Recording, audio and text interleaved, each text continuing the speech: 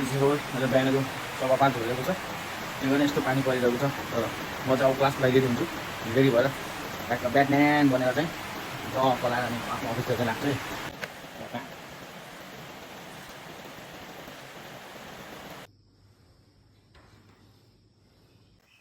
Finally guys म आफ्नो class आइसकेँ। मेरो क्लास चाहिँ 6 बजे हो। तर एटलिस्ट म चाहिँ 5 बजेपछि आइपुग्नु पर्ने हुन्छ, किनभने हाम्रो मसिन चाहिँ 15 मिनट चाहिँ तात्तिन मात्र टाइम लिन्छ है। ल त्यसैले अब मसिन अन गरौँ। क्र्याक